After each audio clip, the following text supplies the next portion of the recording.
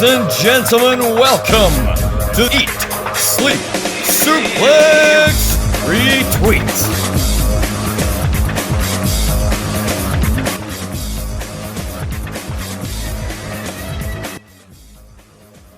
Welcome to Ross's Retro Reviews. I'm Ross, reviewing the retro of the Royal Rumble 2000. Try saying that 5 times fast, guys.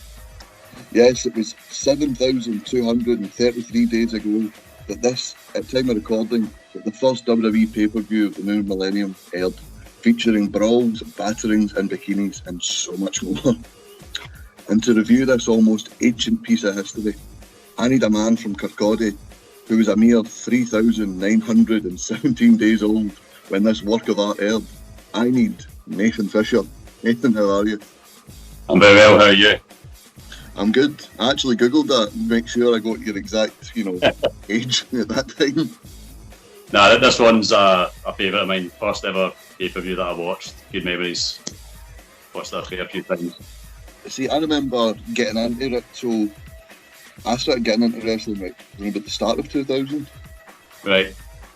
And I remember my dad telling me, there's a pay-per-view on Channel 4. And obviously, after something we'll get into later, the pay-per-view was then pulled by Channel 4. And it wasn't until September time I started getting into WWE again. So we'll have a quite strong words for a certain pensioner when we get to that part. So before we fully dive into everything, just a wee bit of housekeeping for you guys.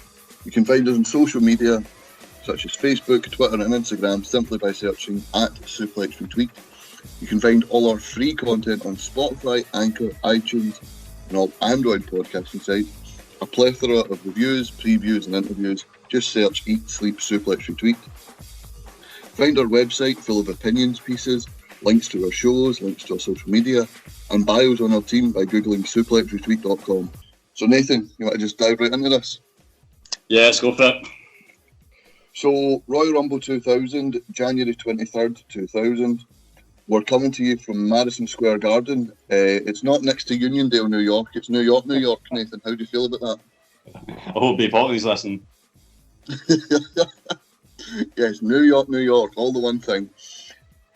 How cool is the old Madison Square Garden setup? Yeah, that's the first thing I was about to mention, actually. I mean, I love this set that they're using, the whole stage design, with the taxi coming crashing through. You've got I suppose it's obviously typical for the street fight that we'll mention later, but certainly it does look like a backyard type brawl setting, as if you're on the streets of New York. I mean, first thing I mentioned, noticed, was the amount of smoke that's in the arena after the pyro there. Just say, that's something as well. I've noticed that on shows like AEW. I don't know what it is. I think maybe it's just WWE have got used to pyro over the years. But when about this year in WWE and currently in AEW, and the pyro goes off, there's smoke for at least a good 2 or 3 matches. Oh yeah, absolutely, yeah. It fills the place. It's a great atmosphere. Yeah. The other thing as well, something that we've heard stories of fans having their signs taken off them in recent years in WWE. Back in the Attitude Era, how many signs were there? Oh yeah, it was a golden age for signs. I mean, fans get signs pulled from them now, but as Polly mentioned later on, the amount of signs that we have in this show is clearly anything goes. I'll mention signs later on, but different time for sure. One on the hard cam that just says John's gay and. That's a classic Attitude Era. So and so is gay. Every show. Good for John. So the first match we kick off, Kurt Angle is going to come up against a mystery opponent. Something I noticed about Kurt Angle, and I think it just describes the Attitude Era. Kurt Angle came out looking like the perfect 80s babyface, and yet for this late 99, early 2000s run, he is the perfect heel for the time. It just shows the dynamic change from the Hogan age to the Attitude Era. Oh yeah, he's fantastic. I mean, this is only 2 months after his debut as well. I mean, I only found out recently at that match against Sean Stasiak, Vince actually called an audible to turn him heel during the match. I didn't know that. I thought it was actually the whole like interrupting the crowd with the mic during the match was actually pre-planned. But apparently Vince called an audible there and then to turn him heel. But he saw the reaction that he was getting. I mean, like you said, just his opening promo where he talks about like the three eyes, slags the sports team, you know, tells the crowd that will be something to, tells him it's the opponent, that'll be something to tell his grandkids someday, you know, just, you know, classic angle at this time. Brilliant. Yeah, and sorry, just something else I took down in my notes as well. We talked about some certain signs on the hard cam. There's a bit when Kurt Angle's making his entrance, and a guy selling cotton candy just walked right in front of the hard cam. Yeah, it's brilliant. Just, I don't know what it is about that. It just makes me chuckle every time. Just, because it's something today in like the 1,000 camera cut WWE you'd never see. Whereas here it stays on for a good 3 seconds. There's a bit with Finkel as well. Like he's in the middle of the ring, but he's not supposed to. He quickly sidesteps out of the way. Mm-hmm. It's just daffy things like that. Things that aren't meant to be funny are always funny in wrestling. So you mentioned Angle, he's riling up the crowd, he's claiming the Knicks are never going to bring them home a title. He has a go at Patrick Ewing. I mean, he's insulting a Space Jam legend or anything. I know I'd heard the name from somewhere. I only know it because it was in Big Mouth recently, the Patrick Ewing Brewing Company. Really? Uh-huh. So we get massive chants, we want Taz, as Kurt Angle's cutting this promo. You know, you referenced it earlier, something to tell your grandkids. You know, there's the ECW faithful, a lot of them being from New York, it being Taz's hometown. Mm-hmm. It just, when the boom boom hits, that pop is unreal. Absolutely huge. I mean, I didn't know, like I said, this was the first pay-per-view I ever watched. I was just getting into wrestling. Didn't have a clue who Taz was. I only had Channel 4, I didn't have Sky, so I wouldn't have seen any of the vignettes or anything promoting Taz. But yeah, like you say, huge pop, and he immediately feels like a big deal. Just amazing. Is something else as well. Obviously, I mentioned I kind of got into wrestling at this time, didn't see the Rumble. Came in about SummerSlam Unforgiven 2000. Mm-hmm. At this point, Taz was feuding with Jerry Lawler. Oh, yeah. So to me, he was already known, but he wasn't exactly a big star. I think this year, you know, just shows what could have been with Taz. Yeah, it's a shame. It's his debut, and it's as good as it gets, pretty much. Yeah. Yeah. The crowd does not die down in this match. They absolutely love Taz. Oh, yeah, he's a hometown hero. You know, Red Hook section of Brooklyn, as Finkel points out. Yeah, ECW original as well. They love him. They absolutely love him. Obviously, you said the debut is as good as it gets. Do you think the booking of Taz after this debut mars the moment, or is it still one of the best debuts in WWE history? I think it's still one of the best, but I think I'm approaching it from a view that I think it's marred in nostalgia a wee bit since it was my first show. Mm-hmm. Like, massive pop I'd heard, it stays with you. And if it wasn't the first show I'd watched, I think it probably would mar it. But because it is my first show, Taz looks like a star. I think it is still a really good debut.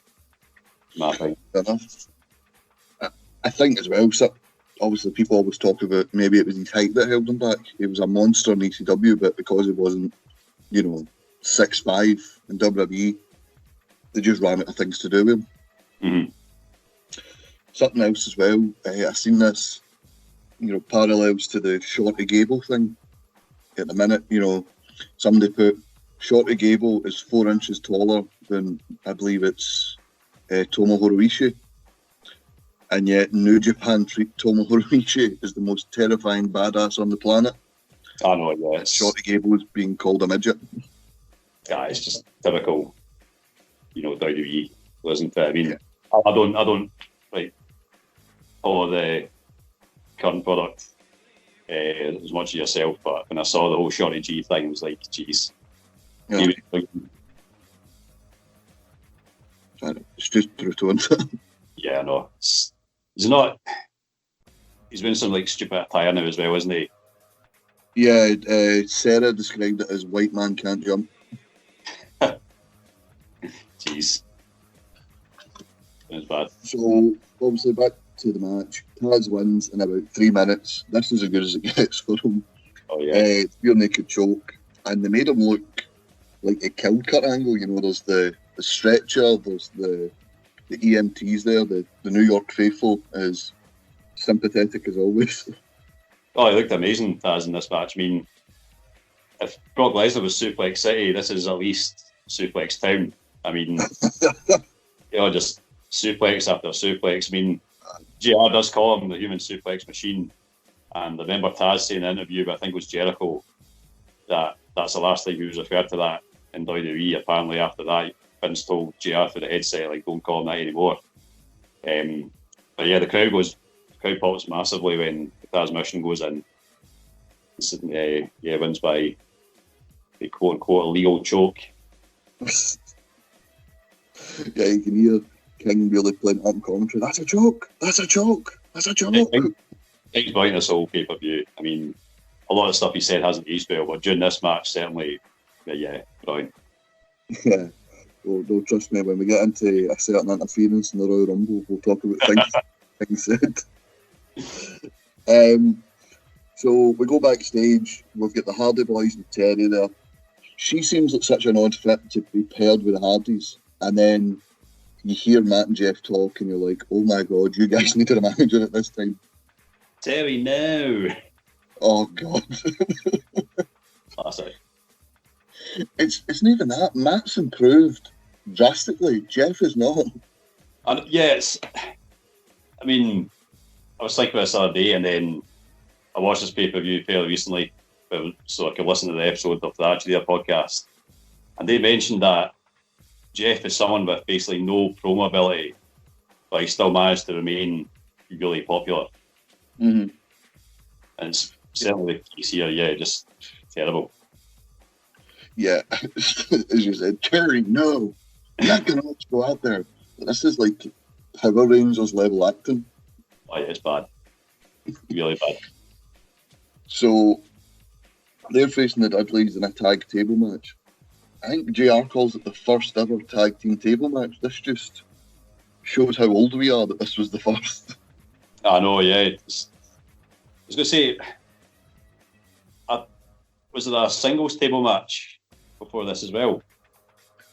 I think there probably was. I've just slipped my mind, but not in my memory, but there probably was, as you said. It's probably I just completely forgot about. But just Well, ask Scott. He seems to know everything about the Attitude Era. So they're facing the Dudley Boys. Dudley Boys come out, rile the crowd up, mention baseball star John Rocker. Nathan, do you know who John Rocker is? He made some comments at the time regarding people living in New York, I think, quite derogatory. I don't know too much about that. That's all I've heard, certainly, but certainly riles the crowd up. So I googled it. He was linked with a new move to the New York Yankees, and right. He basically described New York as a third world country. You could be on the subway and you don't know if you're in America or Beirut. There's illegal immigrants, gay guys with purple hair, and single mothers. Like, wow. I know, that's even for 2000. That's pretty bad. Yeah, I think we can safely say John Rocker's a bit of a prick. The Dudleys use this to their advantage. They rile up the New York crowd, even though Bubba Dudley is from New York. There's a sign when they come out as well. Condoms prevent Dudleys. Right. That's the best one so far. Oh, brilliant. So the Hardys make their entrance, minus Terry. The Dudleys meet them on the ramp, and all hell breaks loose. We talked in the debating chamber about match quality in the Attitude Era, but this is a match that holds up something awful. Oh yeah, I mean, it's certainly testament to these two teams and later on Edge and Christian as well. I think them, and certainly the year 2000, I think, is when, in my opinion, it's the best year for the Attitude Era. I know a lot of people look favourably on 1998, but I think by the time 2000 comes around, we've got the Radicals debuting soon. Mm-hmm. Hardy's, Dudley's, Eddie Christian, Jericho, Angle as well. I think this is the year when the match quality goes, semi upward. Mm-hmm. And certainly this match, could argue, kicks it off.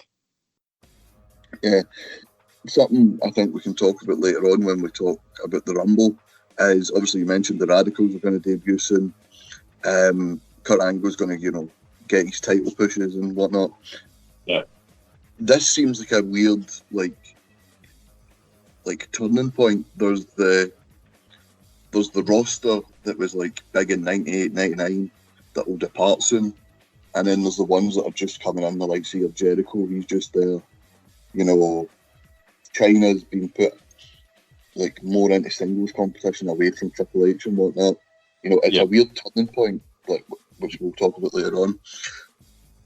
But this match, not for the faint-hearted, with a lot of unprotected chair shots to the head and face.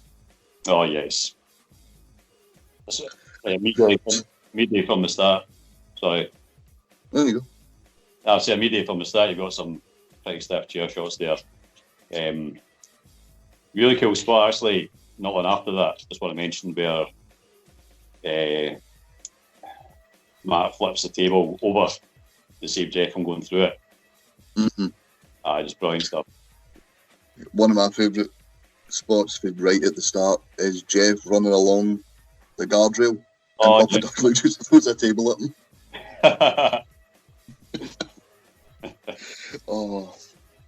him. Something else you mentioned, obviously, we mentioned about the Attitude Era at the time. Every high spot and every big moment, it's met with a blinding flash with 1,000 cameras going on. Yeah, that's another thing I miss from this year. We've got signs and like flashing cameras as well. Just nostalgia feels right there. Mm-hmm. Right. Something I think as well, see when The Rock's lights used to go off. Yes. And he went up the top rope and it's flash. It's amazing.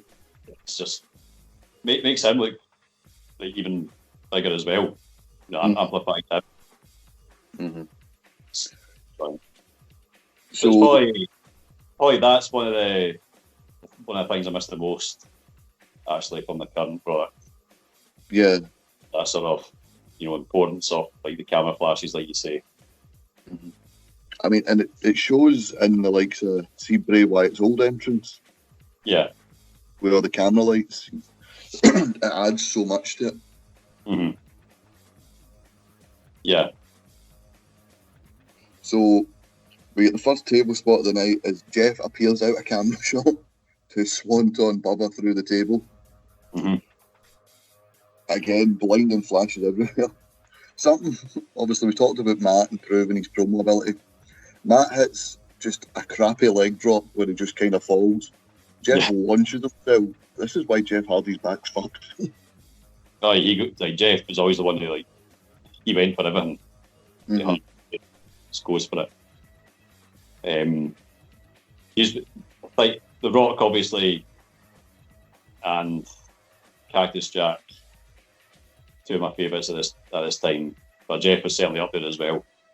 I think over my age, I think he was certainly one of the favourites.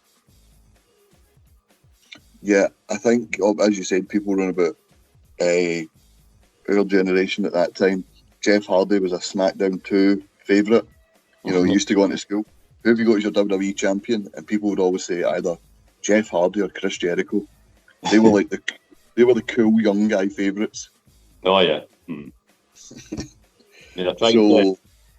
From what I heard, there's a few weeks back that they're trying to like nowadays Paul Heyman's trying to push Ricochet amongst a similar like age group because he does all the flips and stuff as well, and they're trying to like that how the young crowd responded to Jeff at this time.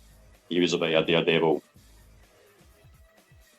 That would be a really good thing because obviously Ricochet might not get his dues now, but when the Jeff Hardy fans of our age grew up in about 2009, 2010, that's when Jeff got his shot because the people that stay with the product then end up cheering for Ricochet because he's still that crowd. Because Jeff was still doing those crazy flips and, you know, diving off trucks and Titantron and all that. So that's a perfect idea. I think that would be something I think I'd love to see. Yeah, I mean, like I said, there was a rumour on a few weeks back. I need to see if it comes to fruition, but certainly Heyman seems to be high on him. Yeah, I think that is a good shout. So we then get Matt and Jeff putting both themselves through tables. And my note just says, if you want to know why they're in the state they're in now, look to this match. Suicide dive himself through a table, and then Jeff does the exact same. Both aren't eliminated just because you need to be put through the table, but my God, these are some horrendous spots, and the camera nearly misses Jeff flying through. That's how quick he was at this time. Is this when Devon moves out of the way? Yeah. Yeah, oh yeah, that's a great spot, that. I think he realises too late, because I think he pushes the ref as well, like, get out the way. Oh, yeah. Just looks up. So then, Matt is officially eliminated. A weird line from JR here. I think you know what's coming. So the Dudley Boys stack two tables on top of each other. King goes, "Do you think they were good with erector sets when they were older?" And JR just yells, "Well, there's some erection destruction going on here."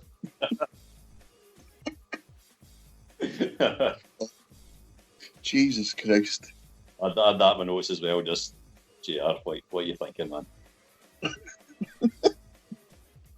Sorry, I think I've broke myself there. Oh. So we get into both teams fighting through the crowd. We see the big taxi, as you mentioned, up in the rafters. Yeah. It looks like a New York version of the garage. Maybe that's what inspired them. Maybe that's where the inspiration came from. Can't a truck. Let's make it a taxi cab, though. Yeah, that's true. So both teams fight into the crowd. Bubba then falls 50 feet through two tables. We mentioned, obviously, Jeff and Matt being, the Daredevils. The Dudleys and Edge and Christian during these rivalries, they always took some amount of spots as well. Oh yeah, I mean, I really like the camera work in this. Actually, how you just see Bubba from the top, it's focusing on he's facing the camera and just seeing fall off. That was really good. Mm-hmm. But yeah, I mean, later on for the tag team title match, he gets put to a table by your favourite. Master from Hell. But nah, I mean, sorry. Such a good move. But now, like you said, he's got their ECW originals as well. They've taken their fair share of extreme bumps as well. Mm-hmm.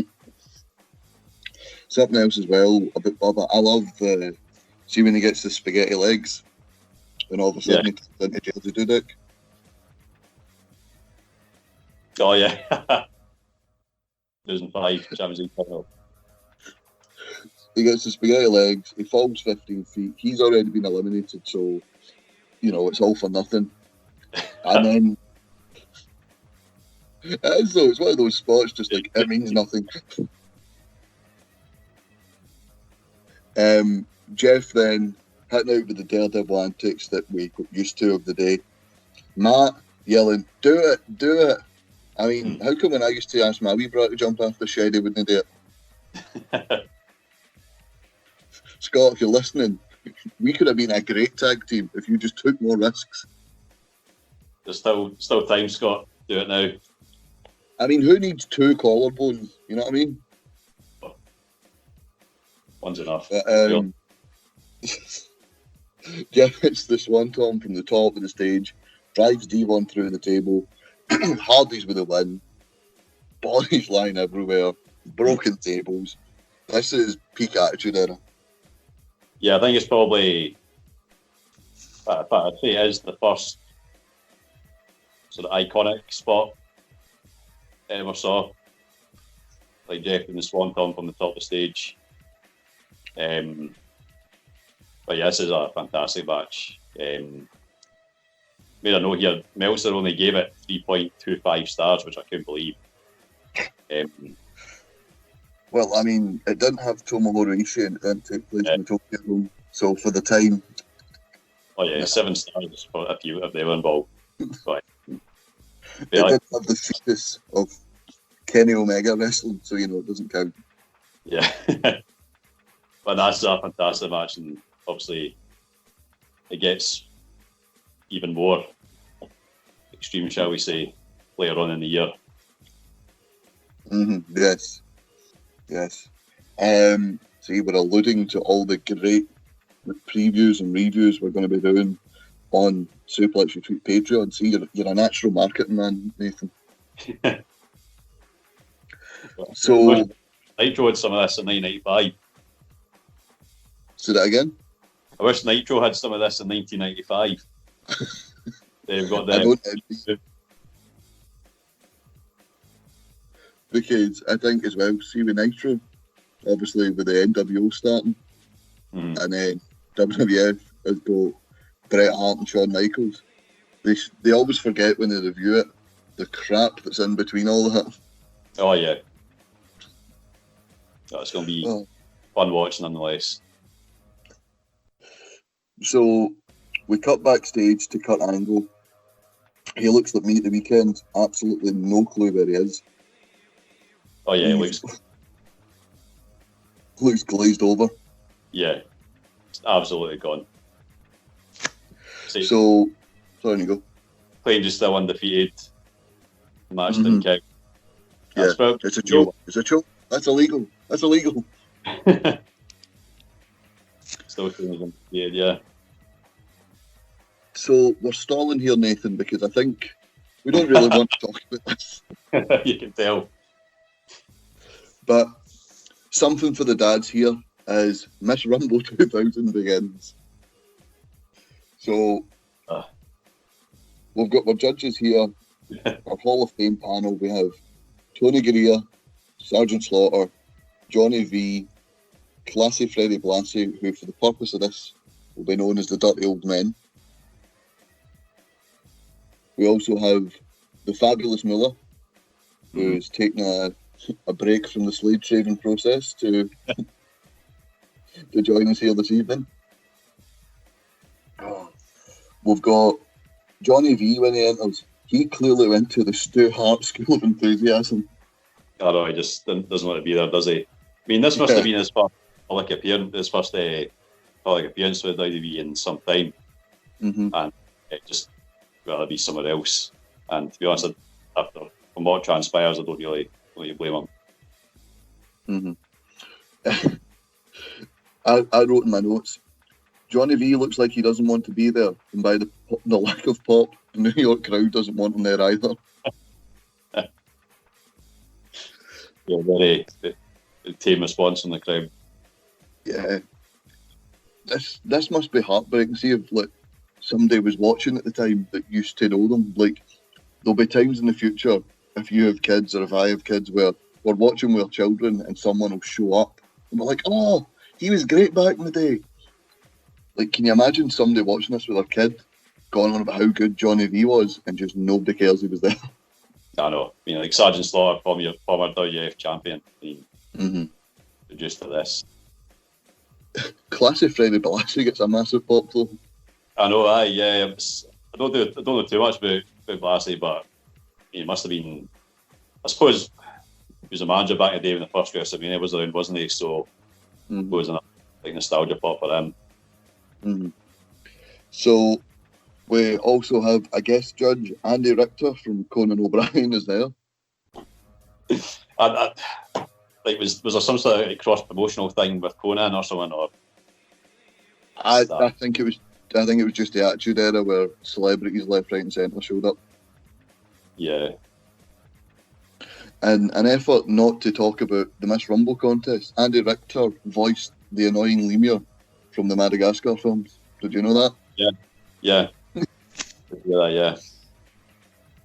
So, surprise, surprise, it's an Attitude Era flesh show, and Jerry Lawler is, unsurprisingly, the host. Oh, yeah. Jerry Lawler... This. Would you say, sorry? He's loving this. Yeah. In his element. Yeah, absolutely. He was just a walking erection in the Attitude Era, wasn't he? Oh. So, will we meet the lucky contestants? Yeah, go for it. So, we have a reluctant Ivory, who comes out with what looks like a Kill Bill jumper on. We have the women's champion. Yes, you heard that right, listeners. The women's champion, Kitty. Yeah. We have Charisma Vacuums, Terry and Jackie. We have a very out of place Luna Vachon. And BB, who was labelled a nerd because she had a nursing degree. She was shagging Bob Holly at this time. Was she? It was Bruce Pritchard mentioned it on his podcast. I can't believe it when I heard it, but she was going with Bob Holly at the time. I need to see when we get to the Bob Holly match later on. I do nothing but slate Bob Holly. I might have to tell him. I might have to phone and apologise. It's a shock to me. But he didn't really last long in the WWF after this. I don't think she makes another pay-per-view appearance afterwards. No, she was at the Armageddon like hot tub brawl. Yeah. And then she was just gone. Yeah. See when I was watching this to take notes and to review it, I was in my girlfriend's house. So Hayley has went to sleep because she's got a sore head, and her roommate is due back. And I sat there this entire segment thinking, if either she gets up for like a drink or something, or her roommate walks in, I'm just going to look like the sleaziest pervert in the world. Yeah, he hasn't. Well, that was before me, at least. Say that again?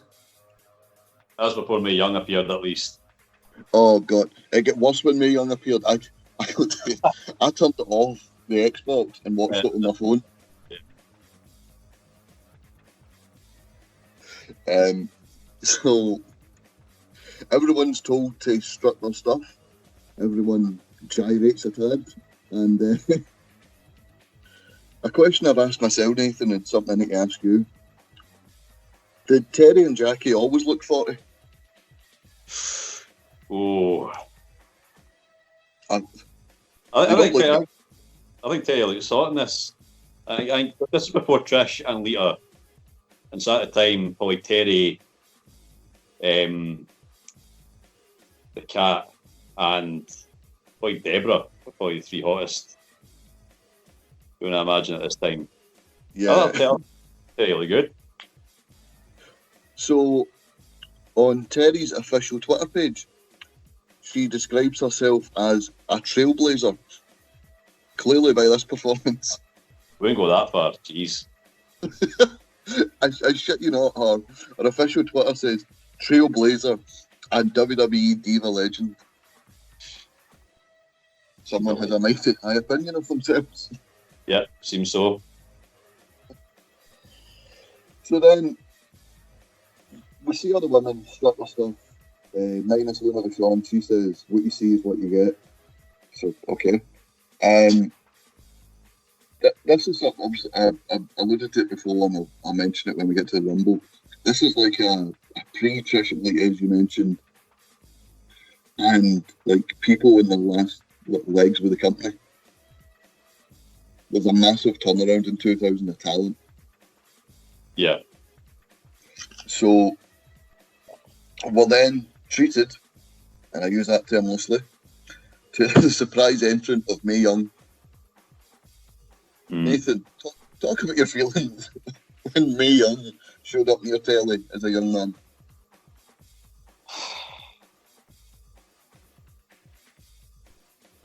That silence just explained it all. Get off my telly. I think if I had watched this, it might have delayed puberty for another 4 years. So Mae Young comes out, talks about her puppies. That's 2 dogs that should have been put down long ago. And then an move that would cost every WWE fan 4 free pay-per-views a year. Mae Young gets her knockers out. Thanks for that, Mae, you old bat. I mean, it's... You have to think from WWE, what were they thinking? They've got access to a free-to-air UK channel. Mm-hmm. More eyes on them than ever before. And then they do this. I mean, they actually did show more pay-per-views after this. But what happened was that Sunday Night Heat, I think, got moved from an afternoon slot to like late night. But they still showed Backlash, Fully Loaded, and Armageddon. So 4 pay-per-views in total. So they still showed the pay-per-views, but I think what happened is that they saw that he was getting good numbers on a Sunday afternoon, but they thought, nah, we can't risk this being shown just after Football Italia when there's big kids watching. They moved it. Yeah, Sunday Night Heat and Football Italiana. We're talking about a classic, British Sunday afternoon here. You know what I mean? Oh yeah, fantastic. I mean, I mentioned WF there, not realising how much access they had the viewers through Channel 4. But I think Channel 4 were maybe expecting it to still be the same sort of like product that was in the 80s and early 90s. Like, not well, yeah, kid friendly, I suppose. I don't think they're expecting the more adult oriented content that they eventually got from the WF. Yeah, my mum used to watch either it was Coronation Street or EastEnders, see the big catch up, the omnibus on Sunday. Mm. So she'd have the TV in the living room, and me and my dad hates wrestling, but he liked Football Italiana, and he knew that wrestling shut me up for a meal. So it was like, right, we'll watch the football, and then we'll watch the wrestling. And it meant he watched the wrestling, and he didn't have to watch Coronation Street. I think he got the better half of that deal. So, in the confusion and the messed up moments, Mae Young wins, if there can be considered a winner in all this. It is something we can just move on for. Yeah. Yeah. Right, so next up, we'll get the Intercut. We go from this, the prestigious Miss Royal Rumble 2000 title, to a lesser title, the Intercontinental title. It's on the line, co-champions Jericho and China versus Hardcore Holly. Chris Jericho mentioned this in his book. He hated this feud, and it just seemed like at this point they were desperate to make China and Jericho a thing. Yeah, it's probably his worst feud ever, probably. On the top of my head, I mean, the only one that comes to mind that could probably rival is Fandango, maybe, but yeah. Don't say. I mean, I know Hardcore Holly technically did beat them both. It was on like the SmackDown before. I don't really see why he was added to the match, to be honest. Yeah. This rivalry was on life support, and someone honestly thought, you know what this calls for? Hardcore Holly. Really. There's some two more signs here.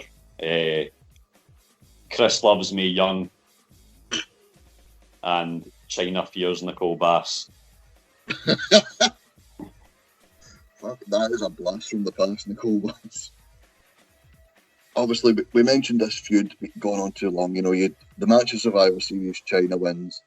The match at Armageddon, Chris Jericho wins. Yeah. We have this match, and then the next month she is managing Jericho to face Kurt Angle at No Way Out. You're like, just gonna let them go away from each other? I know, it just didn't seem to end, did it? No. Like you say, they tried to make it work, just kept on adding volume into it. Just, was a non-starter, I think. Yeah. So, Hardcore Holly makes his entrance. Hardcore Holly's someone I've never heard get a pop. Yeah. Mm-hmm. I mean, so carry on. Yeah. The guys at Cultaholic referenced the Brother Love pop when Bruce Pritchard returned at Raw Reunion or Raw 25. It was one of the two. Yeah. And I think if that's the definition of a loud pop, I think the Hardcore Holly pop should be like the crickets you get when, you know, someone really bad comes out. Yeah, he's not on the level of someone like Jericho or even China, who is still like relatively popular. But saying that, she didn't really get a big pop either when she came out.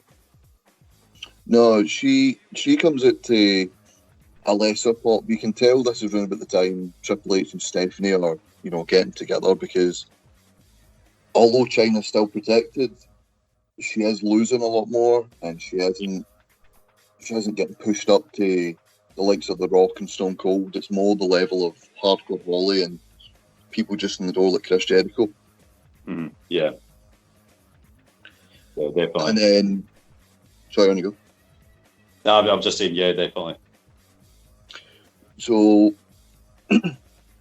we mentioned Hardcore Holly gets no pop, China gets a poor one, Jericho gets a standing ovation for the New York crowd.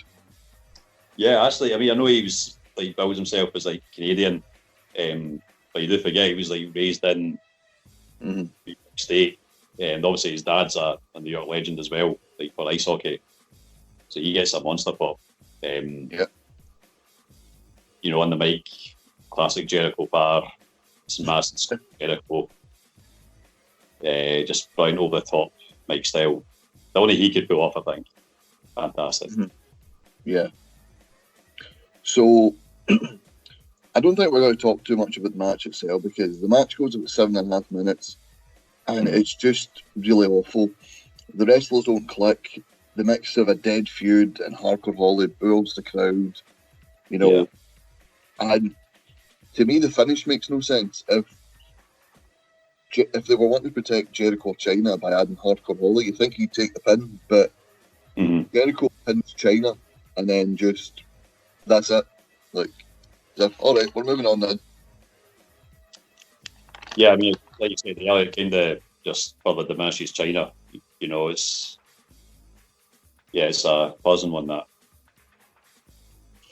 So we go backstage after this match, and Nathan, I'm absolutely loving this part. We get The Rock with an absolute peak Rock promo. We Austin on hiatus, Undertaker injured, WCW on his arse. At this point in wrestling, there was no bigger star in the world, I don't think, than The Rock. Yeah, he's the guy at this point, absolutely. I think, obviously, Stone Cold, 98, 99, I think it's safe to say he was the guy then. But now, late 90s, coming into the new year, Stone Cold's out. Even if Stone Cold didn't have to go and get his neck surgery, I think The Rock would have overtook him, I think. And he's on the upward curve here. And promos like this that he delivers to Cole, just fantastic. One of the reasons why he is the guy at this point. Yeah, this is a far cry from when I say Yabba, you say Dada. Oh, God. So it must have been hard to remain a Rock super fan during that period. Say that again? It must have been hard to remain a Rock super fan when he came back and made promos like the Yabba Dabba stuff. Oh no, you'd think, but I was fully behind him. It's basically the fact that my pals were John Cena fans. Say that again? You were shouting Dabba back at the telly. Oh, I was shouting Dabba. I was shouting Fruity Pebbles, Yabba Dabba. I don't care if he brought it via satellite or in person. I was there for it. Loyal. You look back on it now and go, that was bad. But, you know, we got the Rock back. I wasn't complaining. So, something, obviously, you mentioned, he's on the upward curve. You think, you know, even if Austin's still about, he still could have got to this point. Something Simon Cassidy mentioned when we interviewed him, or when Alan actually interviewed him. He talked, when we always do the quickfire, we go Rock or Austin. He said The Rock because The Rock seems to adapt more in the Attitude Era. There's a lot of different types, you know, there's Nation of Domination Rock, you know, then there's, you know, going up against McMahon because the Austin feuds played out Rock, then there's, you know, corporate Rock, Rock Austin, and then this Rock right here who's like the peak Rock for every Rock fan. I tend to agree with that. I think Stone Cold got kind of bogged down by the, oh, I'm not wrestling that guy, I'm not wrestling that guy. All right, you're going to wrestle Undertaker 100 times. Yeah, no, that's a good argument, actually. I mean, The Rock was, if you look at his career, started off as the white meat baby face, turns heel, joins Nation.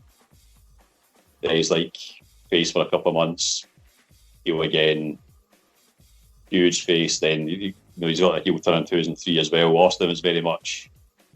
I suppose at the start he was meant to be a heel, but organically became a face. Then was pretty much a face until the 2001 heel turn, which didn't really work out. See, I think an argument could be made for that, actually, that he is probably more adaptable. Yeah. Mm-hmm. I think that'll be one the listeners are arguing about online as well. But obviously, at this point, Austin, but I think it's a fair point about The Rock as well. Mm-hmm. No, absolutely. So The Rock says he isn't concerned with Big Show, but he will be wary of two entrants. He'll be aware of Crash Holly and Headbanger Mosh. Now, Nathan, do you think this was a slap in the face to Headbanger Thrasher that The Rock didn't show him respect? Absolutely, yeah. I mean, did you see what they came out with in the Rumble? Looking like Madonna in the Vogue video. Poke your eye out with those, honestly. I think, you know, for as much as we love The Rock, I think this promo really killed any chance that Thrasher had as a world champion, and I don't think we can forgive him for that. Yeah, I mean, if it wasn't for this promo, I think Thrasher would definitely made it to the top, yeah. Yeah. We mentioned SmackDown 2 earlier. There was always that weird kid. You'd come in to school and go, who have you made your WWE champion? One of the Headbangers. What? Oh, and my Intercontinental Champion's Crash Holly. That game should be revoked for you. I can see it. I can see a point with Crash Holly because he was European champion, so I suppose he could have made the step up. So it's kind of, but nah, Thrasher, jeez. So I'm thinking about that one.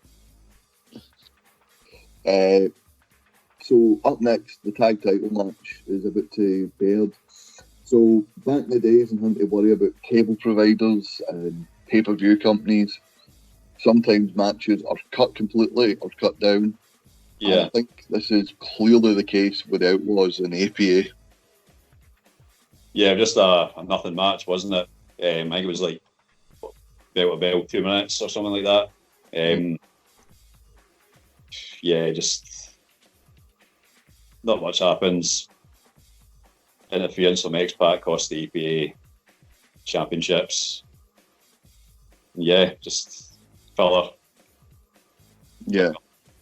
The exact match time I've got in my notes is 2 minutes, 30 seconds, and I've wrote, this match feels like 20 minutes crammed into 2 minutes, 30 seconds. Yeah. I mean, there's like a lot going on for the 2 minutes. I mean, we get a clothesline for hell on Billy Gunn. But still, you know, doing what he does. Then, yeah, just like I said, interference from X-Pac. I suppose it gets more heat on the Outlaws, but I don't think at this point the APA were really, I don't think anyone expected them to win. Nah. So basically, they won a tag battle royal at Armageddon 99. Yeah. The promo package, which goes longer than the match, has got Billy Gunn and Road Dogg claiming they're scared of the APA. Farouk, with, you know, charisma for days, goes, 2 words for you. Ass kicking. Yeah. You mentioned, obviously, the clothesline on Billy Gunn. Bradshaw manages to take the 6'5" Billy Gunn off his feet. I know, yeah. Yeah. And then, as you mentioned, the finish, X-Pac interferes, a title to the face, and the Outlaws retain, and that's pretty much it. Yeah.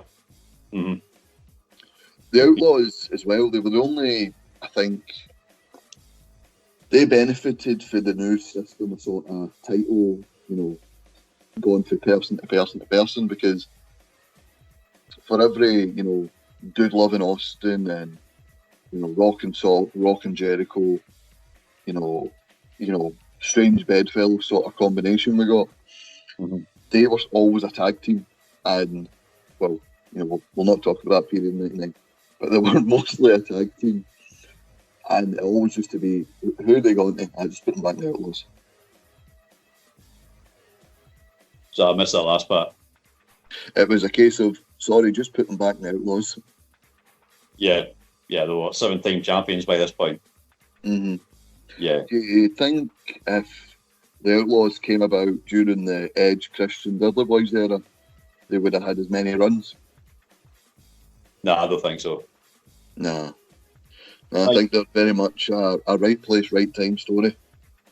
Yeah, I mean, if you look at the teams that were around in 98, 99, you try and add, I mean, you had the Acolytes early 99, but who else did you have really?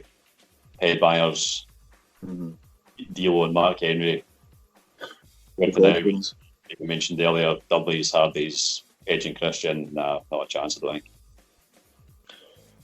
So, from 2 DX guys to the leader of DX, we've got the street fight for the WWF Championship. You've got Cactus Jack versus Triple H. Many say this is the match that made Triple H, because at this point in time, he's in his 3rd reign as champion. But up until now, he's never really felt like the guy, you know, like he couldn't break out a Austin shadow as, you know, as a top face. He couldn't, when Rock was heel, he couldn't, you know, break out a Rock shadow to be the #1 heel. I think when Austin and Undertaker went out and Rock had to become the face, this really helped Triple H as well to become like the guy, to become the game. Yeah, I was actually just about to ask. So I couldn't remember if he had won it once before or twice before the title. But yeah, he was very. I mean, he had that game promo in July. I think it was June or July '99. But he hadn't really became one of the top guys. He didn't appear that way, in my opinion, until this match. We just talk about, first of all, the amazing video package before this. Oh yes, remains my favourite one of all time. Just I didn't know anything about. I tell the Mankind, but I didn't know Foley had like these other gimmicks as well. The footage that he used from Japan. I mean, I didn't know that was like that took place in Japan. I just thought it was all WWF footage. It's like, geez, I don't remember Hulk Hogan and that getting involved in this. But nah, just really gets over Cactus as like a psycho. Triple H, really evil. You know, he's technically the boss, I suppose, with Steph. Got the Mankind impersonator, which I didn't know until much later. That was Midian. Was it? Yeah. You know when naked Midian. He's like on his knees in the ring, Triple H saying, "You're a loser." He's like, I know it is. Right. So, for any of the listeners that weren't watching at the time, or I haven't went back and watched, just a wee bit of backstory, just to reference the video package, as Nathan says. Triple H and Stephanie come together at Armageddon 99. They overthrow Vince. The two guys Triple H hates the most are still employed, are The Rock and Mankind. So The Rock beats Mankind in a loser gets fired match. Triple H books himself in a match against Big Show to win the WWF title. Then the next week, The Rock holds a protest with every superstar, threatening to walk out if they do not hire Mick Foley back. So Foley comes back, and as you mentioned, it's the transformation. You know, if he's going to beat Triple H, he needs someone, you know, more sick than Mankind. He needs Cactus Jack. And it's the pop for the crowd as well, because this was an era where people, you know, people's older gimmicks were referenced from time to time on WWE TV. You know, he had a run in '98, I believe, as Cactus Jack as well. So people remember the sort of stuff he used to do, and the pop was real. Yeah, that's an awesome segment in SmackDown when Jack appears. The facial expressions from Triple H as well, the sell, the fear, fantastic. But yeah, like you said, he had a run with as Cactus Jack in late 97, 98. And Cactus Jack actually made his WWF debut in Madison Square Garden on the Raw's War. It was, I think it's the 22nd of September 97, the same one where Austin stuns McMahon. Nice. So there's the history between them as well. And now they're back in Madison Square Garden. Yeah, just really... That's actually really cool, that full circle sort of thing. Yeah. Really good. This might sound old hat to listeners that are grown up in the current product, but see at the time, see when Triple H and Stephanie, you know, are the new authority, and you know, I shudder at that name as well. When they overthrow Vince, it was new, it was exciting to see. Yeah, it was like Stephanie's first big. Well, actually, not cancer. I know she was involved in the Undertaker stuff, but yeah. This was the first time I should really, that's what I'm looking for. First time she was taken seriously. Yeah, when you broke out of like the white meat, you know, and just Daddy's little girl sort of role. Yeah, now she's like manipulative, you know, she's married to the top guy, running the show. Yeah. They're very much the Rita Repulsa and Lord Zed of their time. So, as well, see, obviously, the events, you know, that lead to Foley going from Mankind to Cactus Jack. This is what Finn Balor's demon should be. Finn Balor's demon just seems like a cosplay for big foes and Saudi princes. But at this time, like, Foley knew that, well, Mankind was unhinged brutality. Cactus Jack's cold and calculating. He'll pick when and where he wants to hurt you. And he wanted to hurt Triple H. And that's why he made the transformation. You know what I mean? It wasn't just SummerSlam's coming up, I'm going to be the demon. Yeah, there's like a legitimate reason behind it. It wasn't like you say, just to sell extra tickets or, you know, to sell some merchandise. You know, because he wanted to, like you say, hurt Triple H in a match type that's most suitable for Jack, which is the street fight. Mm-hmm. No rules. So the match itself, to me, is in the same vein as the tables match. It's a match that holds up, but my God, some of the moments in it are hard to watch. Yeah. Because we've got one spot where Triple H has a chair, Cactus Jack rushes him, and Triple H swings the chair like a baseball bat and just rattles him in the side of the head. Oh yeah, it's just like you say. You look at it now, like sorry, what's that? Like you said, you look at this now and you look back, it's like, what were they thinking? You know, it's. I mean, at the time, it's like, wow, this is amazing, but now it's I don't want to see that now. But yeah, still adds to the match, I suppose. Triple H in this match, you see like the blood pouring from his legs. He managed to puncture his leg on one of the wooden pallets at the entranceway. That's right. Yeah, that's a nasty one. That blood just flows out. I was so tempted not to make a wooden pallets reference there. Oh, but I was holding myself back to go. He can't sell at the wooden pallets. Right. For anyone that doesn't know what we're talking about, Google wooden pallets Burniston. You'll know what we're talking about.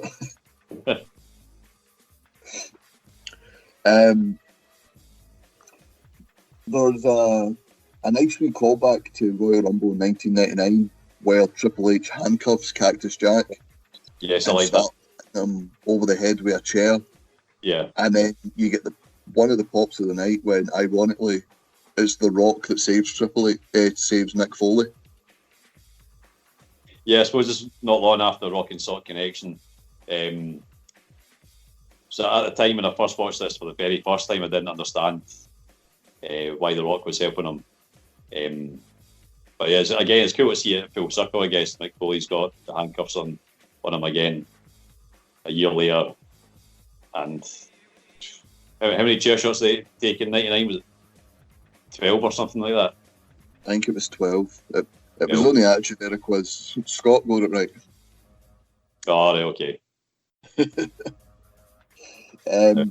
Still taking them. I liked again how in '99, obviously Mankind took the chair shots. Now it's Jack, Cactus Jack. He's obviously even more psycho than Mankind was. So I suppose, although you don't want to see him taking those chair shots again, from a storyline point of view, it makes sense. It's going to take more to keep Cactus Jack down, and that's what the levels that Triple H has to go to in order to do that. Yeah, absolutely. There's a great spot where I believe it's a barbed wire bat or a barbed wire 2x4. Yeah. Mm-hmm. He pulls it out, the referee takes it off him, and gives it to one of the Spanish announcers. And later on in the match, he rolls out the ring. When the Spanish announcer says, "I'm not giving you it," he punches him in the face, and the other announcer immediately gives it straight to him to save himself. Yeah, Carlos Cabrera and Hugo Savinovich. Right. Oh, is it Hugo that isn't with the company anymore? Yes, yeah. I don't know what happened to him. He looked like he was constantly going to explode. His eyes were constantly bulging out his face. I know he did have some substance issues. I think that's maybe why he got let go. But Carlos is still there. I think it's Carlos and I can't remember the other guy. I know Ricardo Rodriguez used to be on the Spanish commentary for a while as well. Okay. Well, hopefully Hugo. I feel bad now for saying that his eyes were bulging at his face, but hopefully Hugo's better now. I'm going to get a tweet later going, "No, he's dead, you sick bastard." Like, oh, God. So, with the likes of, ICW and TNT and sort of deathmatch wrestling in the UK, something we've seen that's sort of overused, the thumbtack spot. But at this point in time, it's fairly new, and the pop when the bag of thumbtacks just gets draped and draped right round the ring. Oh yeah, I mean, when I first saw this, I couldn't understand why they're being called thumbtacks. It's like they're not thumbtacks, they're pins. It's a thumbtack. I didn't realise that's what the Americans call them. It's like, geez. But when they appear, yeah, that's when the shit goes down.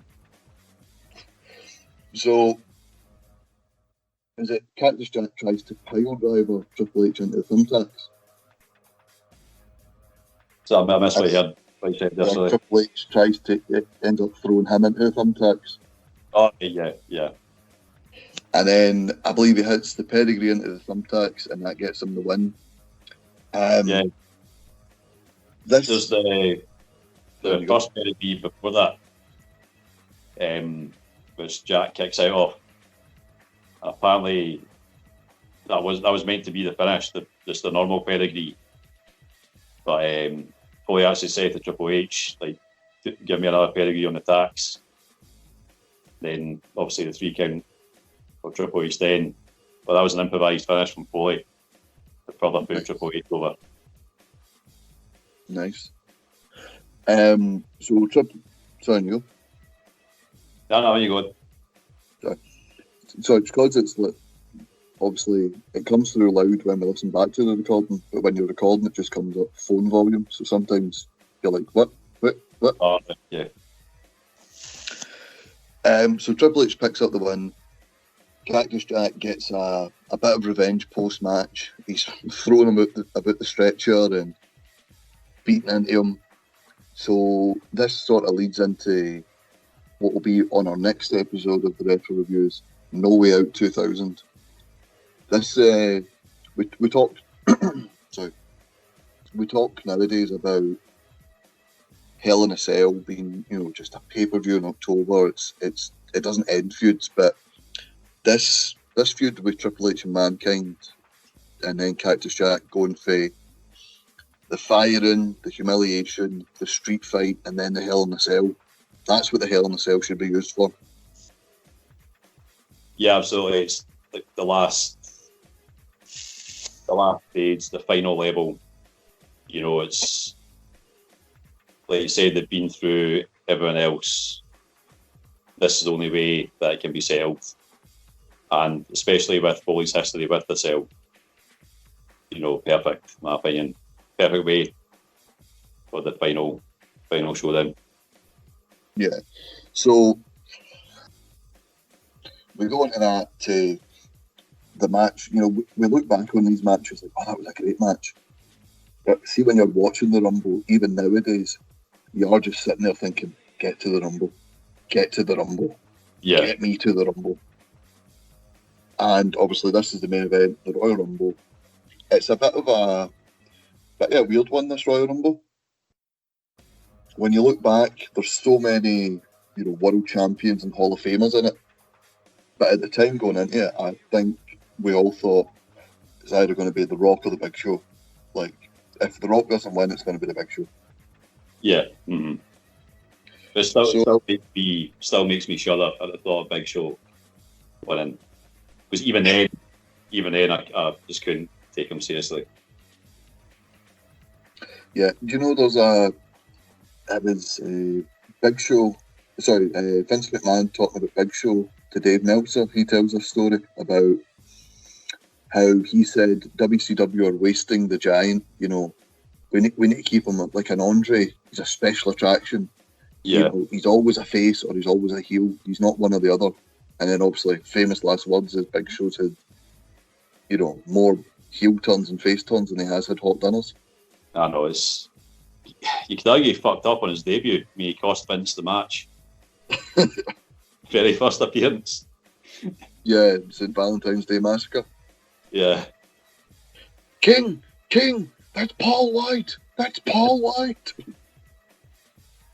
He'd never been referred to as Paul White in his life, but then Michael Cole was yelling as if that meant something.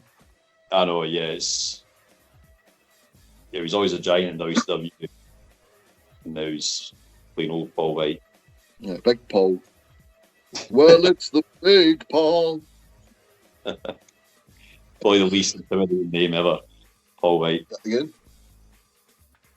Sorry? What did you say?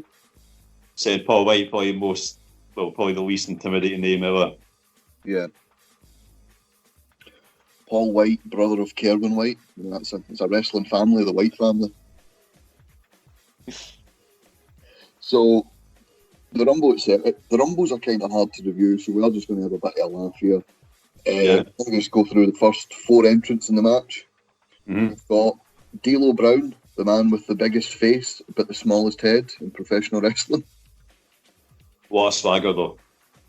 Oh, what a swagger. Great team as well. Swagger can never be matched. His team was one of my favourites back in the day as well. Loved it. Oh, see this match.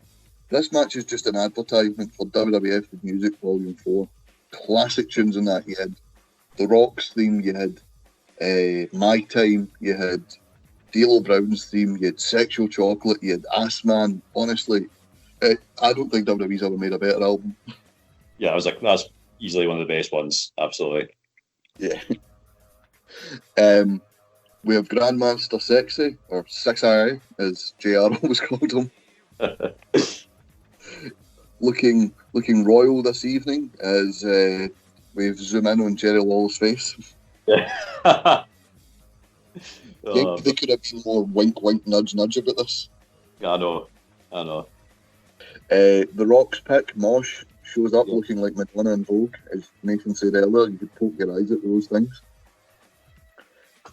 And then we'll get number 4. It's Christian. Even then, just nothing. See, I think what killed them in this Rumble. See, obviously, they used to always use the "You Think You Know Me" theme, and in the WWE games, his theme song was always "You Think You Know Me." Yeah, but it's WWE music. Yeah, he's got his own theme, and then he comes out to this. Look, sounds like a fire alarm's going off. It's terrible. It's it's probably one of the worst tracks on the album. I've actually wrote in my notes here, "It's," and I put ... I was so tempted to put Rebecca Vardy. Yeah.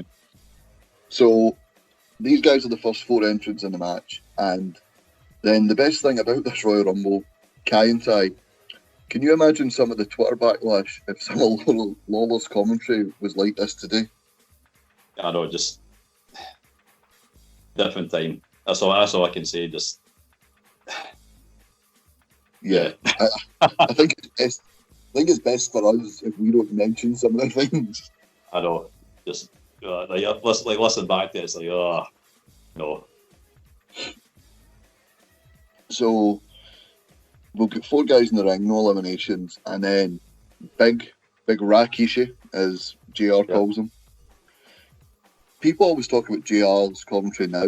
See, when you listen back, he could never pronounce a name.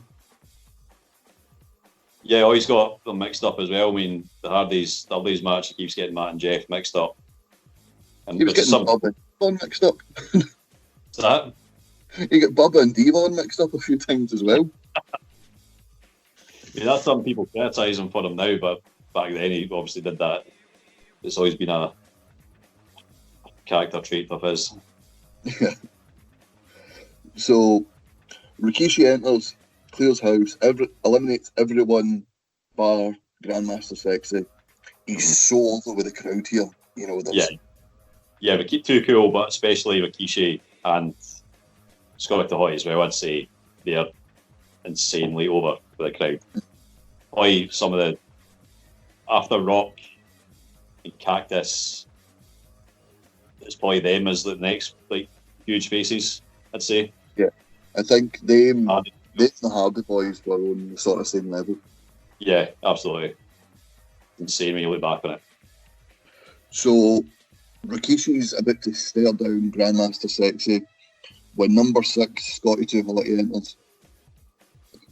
And to stop any friction with the stablemates, this leads to one of the best Rumble moments of all time.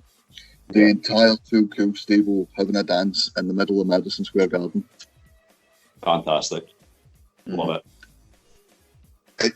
It's one of the things I wish you could recreate in the current WWE games. Yeah, because I know they had it in. Did you ever play WWF No Mercy on the N64? Yes, they had that. I think it's if you played as any member of Too Cool and you won, you did the dance afterwards.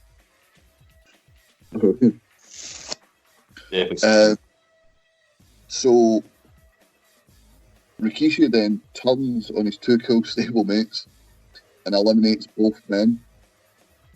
And then 15 years later, Rikishi would betray them once again by not thanking either of them in his Hall of Fame speech.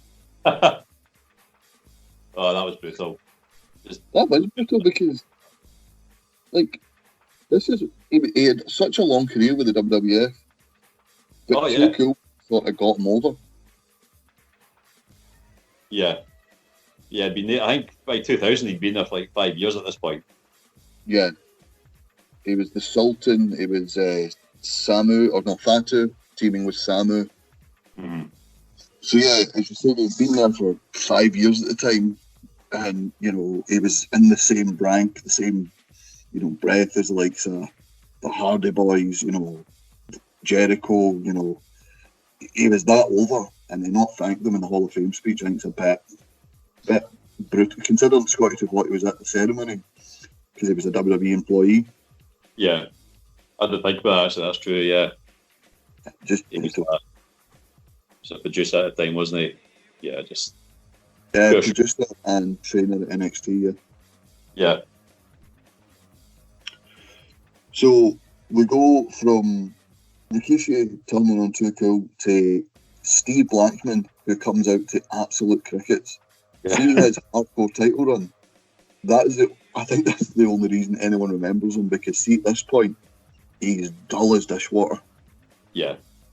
You try to make him a bit like a comedy character of Al Snow, you know, not long after this, and even that didn't really work out. Nah, yeah, it's really dull.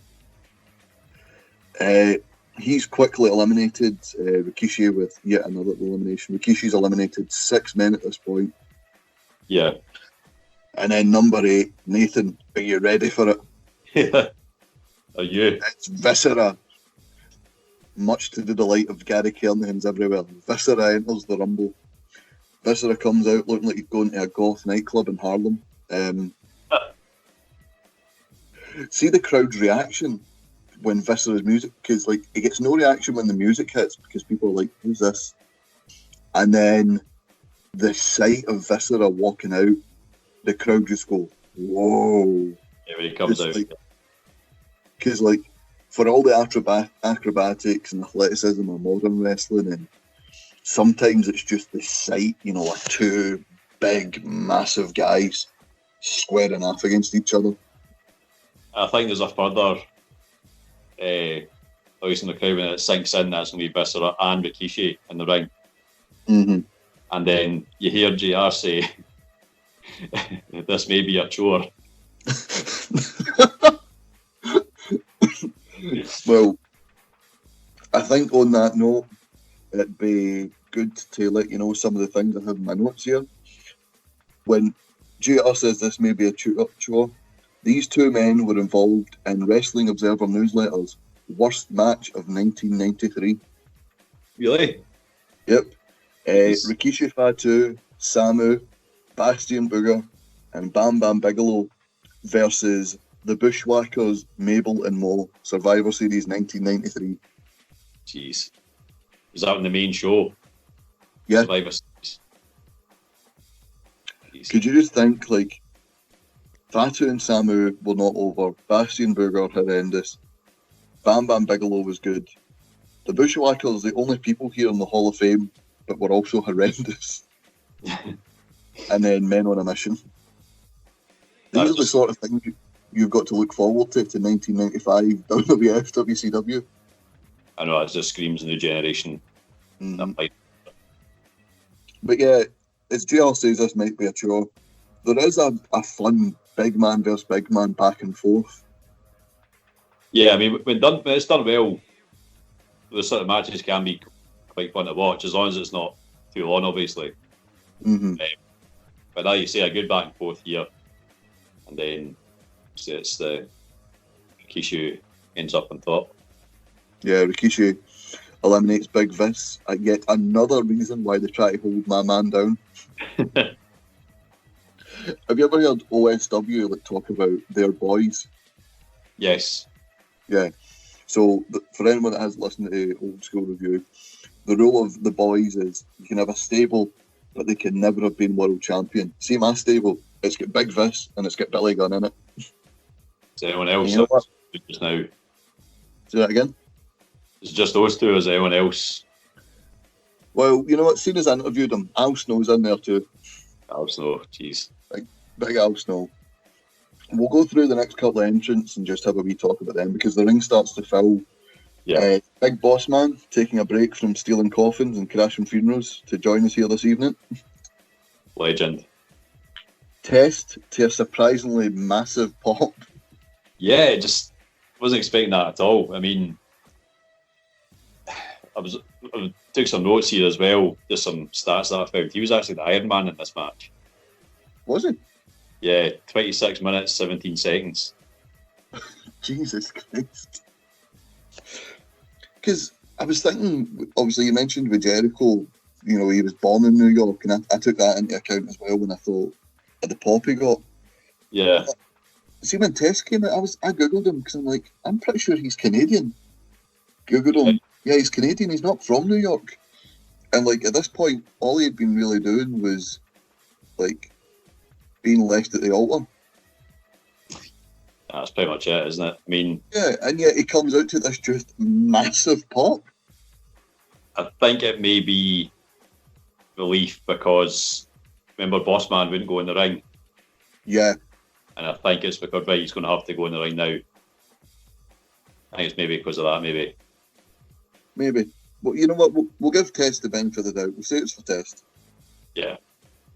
A 2,000 Bulldog to unsurprisingly nothing. Nathan, where's his title shot?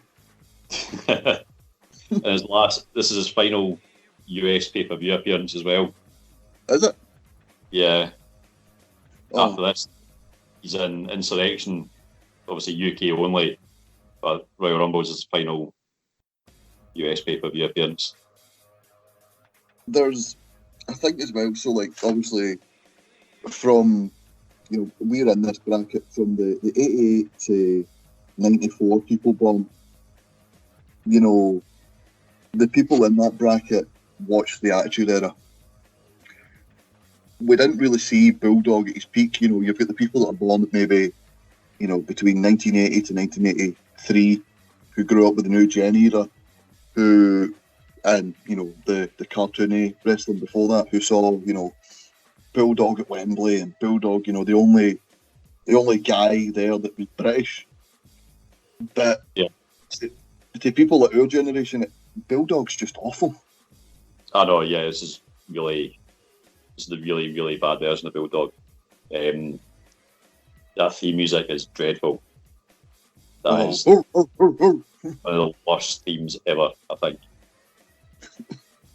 He looks, you know, he's wearing the jeans, the black boots, no effort. Compared to what he looked like before. I mean, which I know his old attire probably wouldn't have fitted in with like the Attitude Era, but he surely could have picked something better for him. Yeah, just a wee sad start for you. Entrance number 8 to 11, all dead. Jeez. Viscera, Bossman, Test, Bulldog. Now we mentioned things that were good about this era, things that were bad about this era. Wrestlers dying young. So then, number 12 enters Gangrel showing up to the Rumble like your goth uncle at a family reunion. Kai show up once again for probably the most rewatched Rumble moment in history. Taka Michinoku's elimination. Still brutal, even to this day. Just, you can hear his head off the floor. That's him out for a long time after this. Say it again? That's him out for a long time after this. I don't think he makes another appearance for a few months at least. Yeah, I think he returns mid-2000 around about like SummerSlam, because I remember when I first started watching Kai and Tai were cutting about. Yeah. So then, number 13, we get a mini Brood reunion as a very young and toothy Edge in this. Smiling the ring. He just kind of yelled at this point as well, didn't he? Sorry?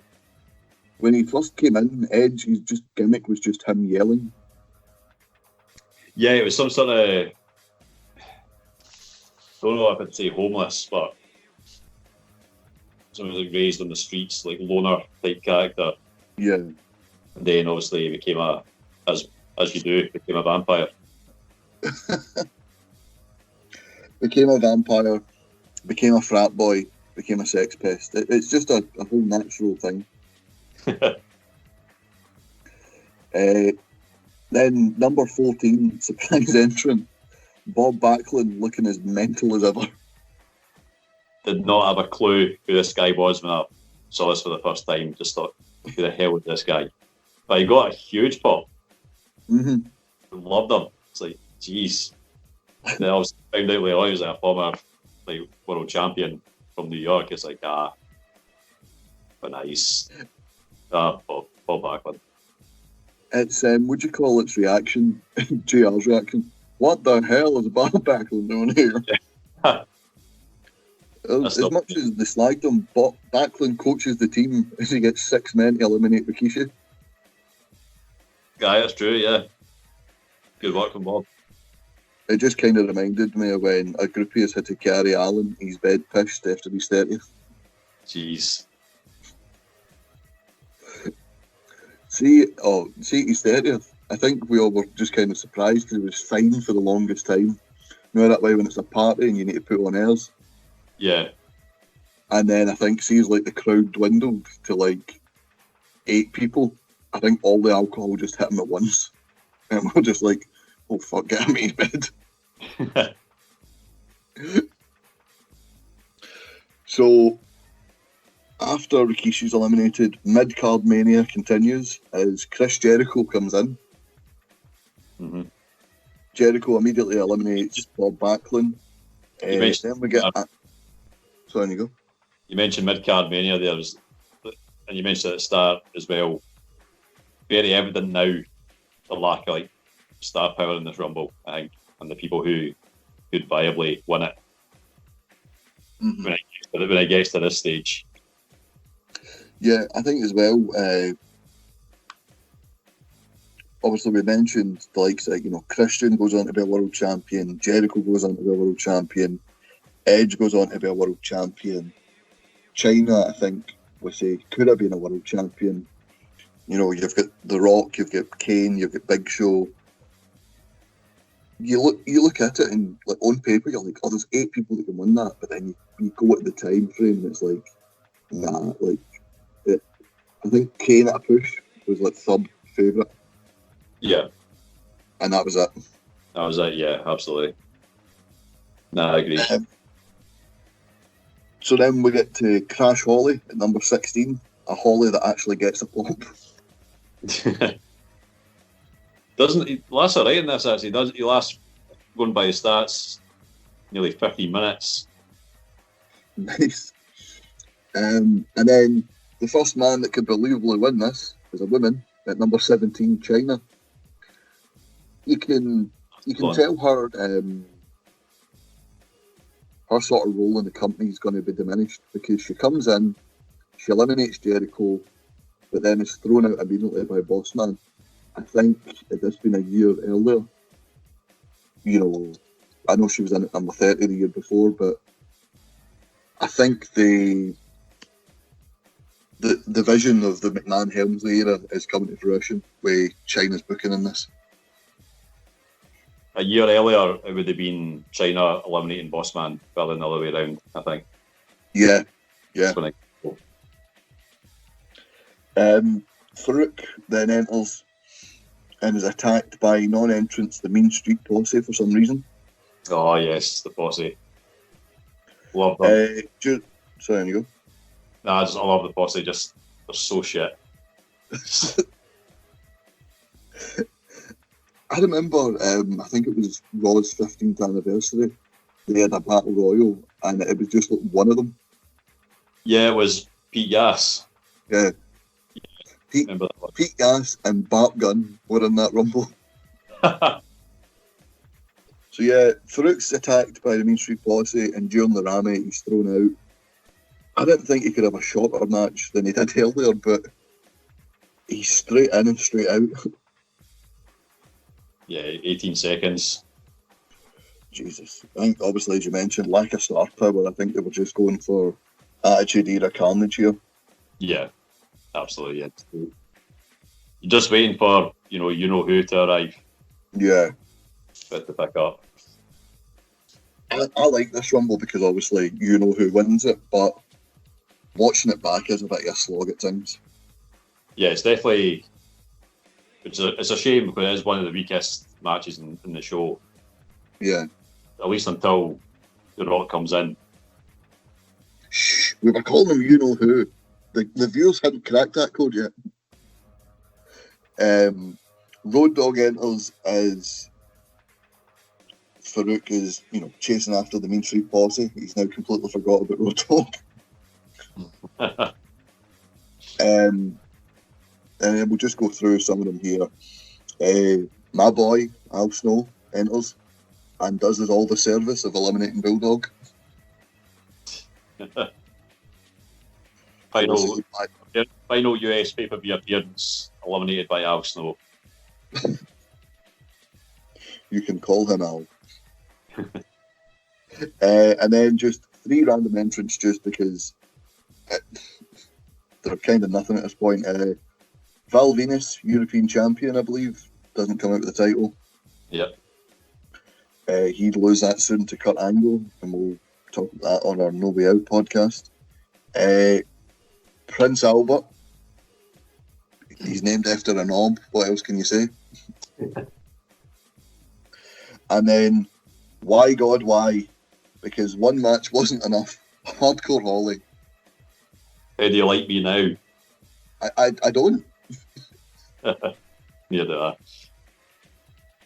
Number 24, from deafening silence to Hardcore Holly to just sheer deafening. The great one, the people's champ, The Rock. He comes in and this place just becomes unglued. Yeah, it's jubilation. This is the guy they've been waiting for. Yeah, like you say, he comes in, huge spot. Rock comes in and quicker than his Survivor Series 1998 match, eliminates Boss Man. Mm-hmm. And then just to tear me apart, just to fight for my love, number 25, Mr. Ass. Mr. Ass comes in and starts facing off with The Rock. And I was sitting going, can we just stop fighting? The rematch we all wanted. Yes. Yes, Bob Gunn, but my name's Billy.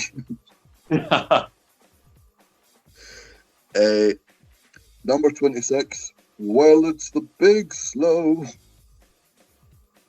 Big Show enters and throws out favourites, Test and Gangrel. Big Show thinning the herd, and as you mentioned, Test the Iron Man here. Yeah, he did well. Gangrel wasn't far off either, just looking at the stats. Gangrel apparently lasted 23 minutes. He was the second place for Iron Man after Test. Gangrel, someone who after this kind of just faded away. He saw his matches just getting shorter and shorter and shorter because he just couldn't go anymore. Yeah, I think when the Brood started, apparently, I don't think I believe it, but apparently he was meant to be the top guy, and then realised, Edge and Christian are better. Then, downhill from there. Yeah, I think they realised it was just sort of an entrance. Yeah, exactly. Can't argue with that. Bradshaw, number 27. Again, he's attacked by the Mean Street Posse, and he's straight out. Yeah. So just looking at my notes here, just for abbreviation, Bradshaw attacked by MSP. So picturing Ruth Davison and Mary Black run into the ring. Sturgeon just getting in there with a few digs. The Sturgeon's elbow.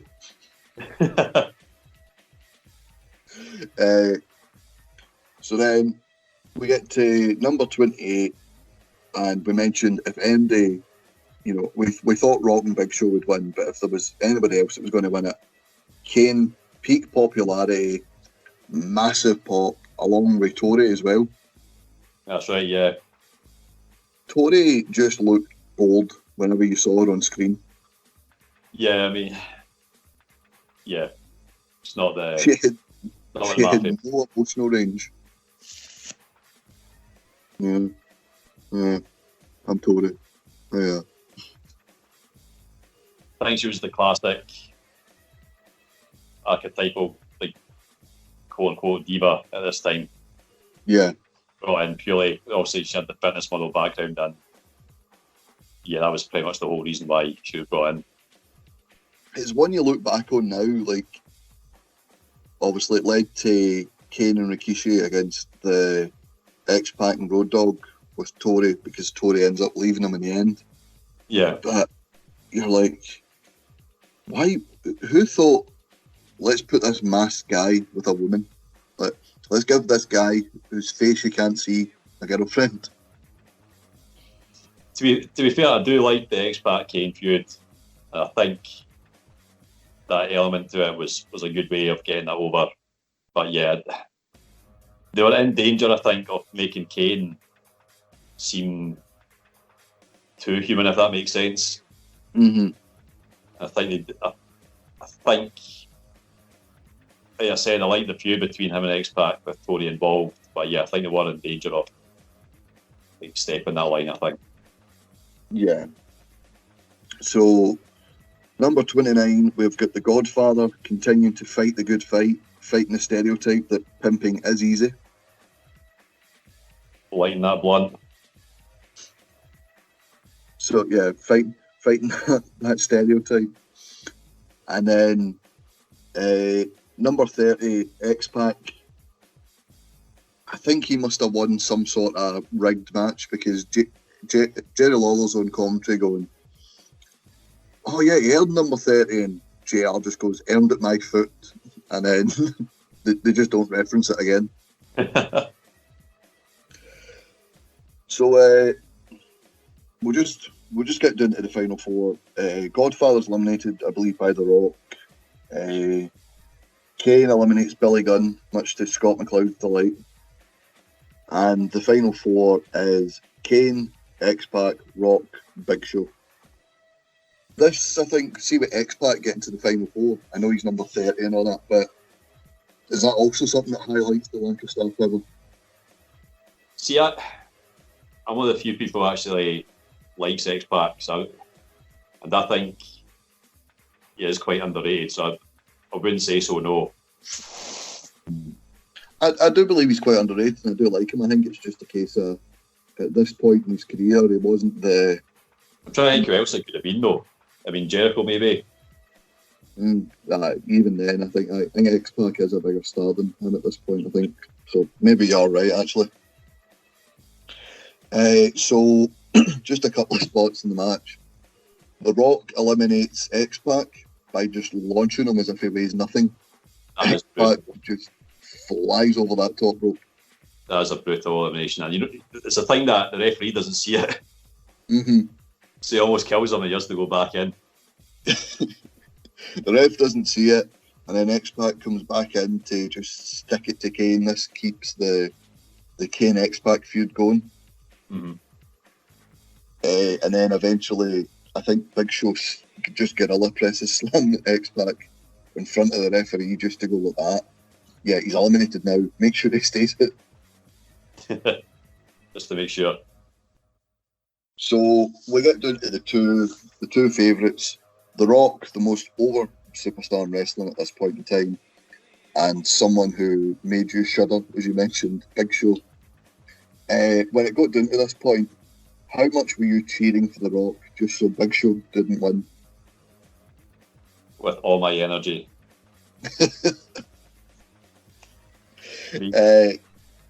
So the elimination comes when The Rock is picked up by Big Show. Big Show starts, posing to the crowd and, I'm going to throw him out. I'm going to throw him out. He's just so pathetic, honestly. Can't stand him. Rock holds onto the ropes. Big Show flies over. The Rock's feet hit the floor first, but Big Show's massive frame blocks it. Rock jumps back in the ring after holding onto the ropes. I mean, if this had happened in this day and age, you'd have had people, crowd members booing and, people pointing, saying to the ref, he was out first. See, because The Rock beating Big Show, no one cared. Yeah, everyone loved The Rock. They just wanted him to win this match. I actually liked the finish. Actually, that was pretty good. Just unique for the time. I thought it was obviously glad The Rock won. I enjoyed it. Yeah, no, I'm absolutely delighted that The Rock won. It is one of those ones. It's a good finish. It's good, a lot of good spots in it, but I think the star power stops it from being one of the better Rumbles of all time. Yeah, I mean, don't get me wrong, the finish does not help Big Show. The finish, what happens afterwards does not help the Big Show in the slightest. Mm-hmm. I think in terms of a unique ending for a Rumble match that, like you said, did not have a lot of star power, I thought it was okay. Yeah, I thought it was good.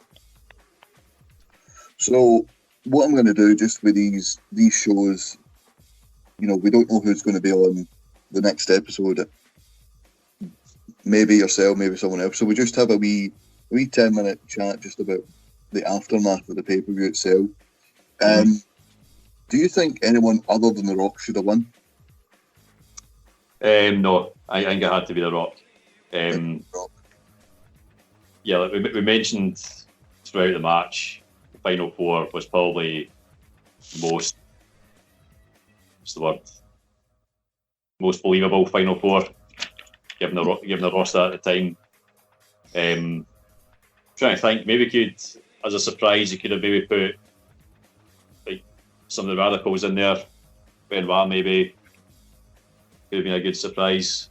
I don't know. I think he may have been. I think his contract had finished actually, so he could have been there. Trying to think who else.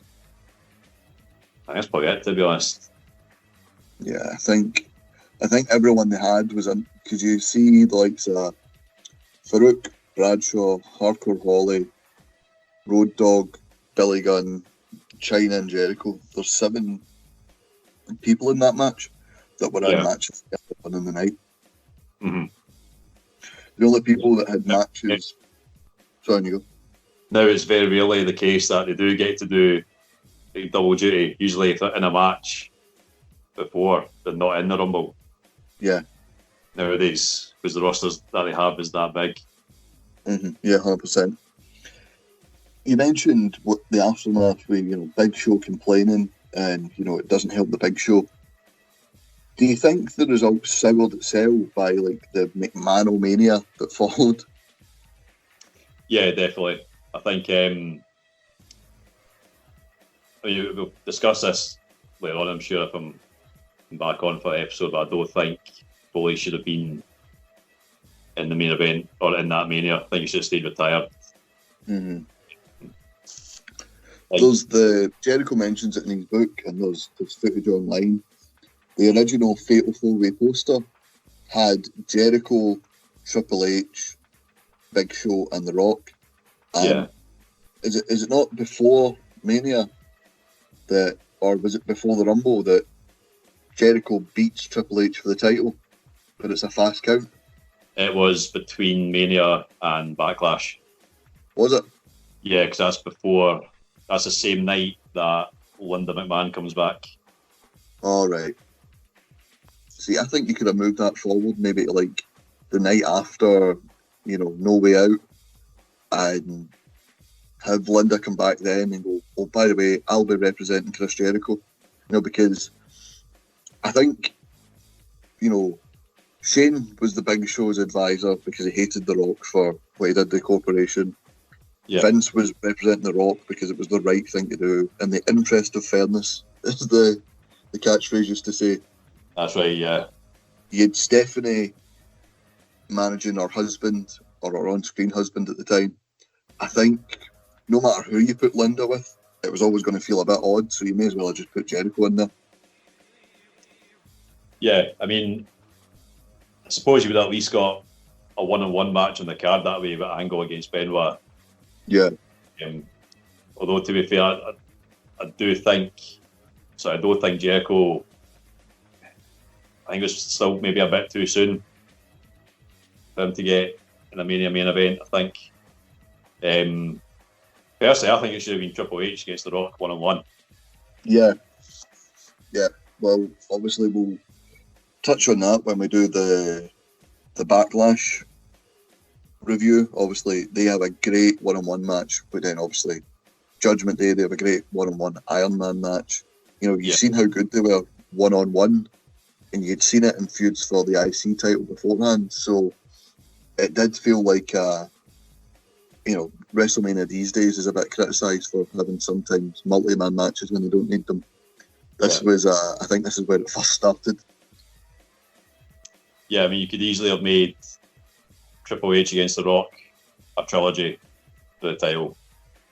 Yeah. And begin at Mania and ending with the Iron Man match at Judgment Day. Yeah, and you could have put, even if you did, Benoit v Angle as a one-on-one match, you could have maybe put Jericho v Big Show as a one-on-one match for another title, you know what I mean? Yeah. Mm-hmm. That'd be a Big Show in the card, yeah. Yeah, because I think they were desperate to get him on the card. He's a heel, he's a face. He's a heel, he's a face. Yeah. I think actually, see, at this point, we slag him, but, he was face at the start of the year because he was WWE champion. He turns heel in the lead up to the Rumble. He stays heel right up until, I believe, the week after WrestleMania. And then he turns face again and starts becoming Hulk Shogun and all that. That's right, yeah. I mean, the guy's obviously a great athlete, especially for his size, but Jesus, he said this himself on the Steve Austin show, booked horribly. Yeah. From his debut, booked horribly. Terrible. Mm-hmm. So just to get a final rating from you, is this a classic or is it a piece of its time? I'd say a classic, yeah. Classic, yeah. I tend to agree with you. You've got the debut it has, you've got, the tag team table match, you've got the street fight itself, and you've got the sight of possibly one of, if not the biggest superstar ever winning the Royal Rumble. So I think for all that, I think it still holds up. Yeah, I think the only negatives I think you could take from it are the Rumble too, the Miss Rumble, obviously. I suppose New Jail's EPA wasn't a bad match; it was just filler. Mm-hmm. IC title triple threat. It wasn't great, but the objective was to get Jericho as the sole champion, and that's what he did. Mm-hmm. And I suppose the Rumble match was good, but like you said, like we mentioned just a little bit, too little star power. But yeah, I mean, as far as Royal Rumble pay-per-views go, I thought it was really good. So yeah, classic. Yeah, 100%. So, I'd like to thank Nathan for joining us today. Just remind you, listening at home, you can find us on social media at Suplex Retweet. You can find us on Spotify, Anchor, iTunes, and all Android sites by searching Eat Sleep Suplex Retweet. SuplexRetweet.com for the home of Suplex Retweet. Nathan, have you had a good time? I've had a great time. It's always a pleasure looking back at this pay-per-view. Love it. Cool. Well, obviously, you'll be on again because you're one of the people like myself. You're old enough to have lived through it. These kids today with their John Cena's and their Roman Reigns. Don't even have Cena anymore. I know. Oh, God, I absolutely was made me. There you go. Trying to make an old guy reference made me look like an old guy. So I'm coughing. Indeed. Well, I'm going to go get my walking stick and wrap myself in the comforter. From all of us here at Suplex Retweet. Bye-bye. See ya.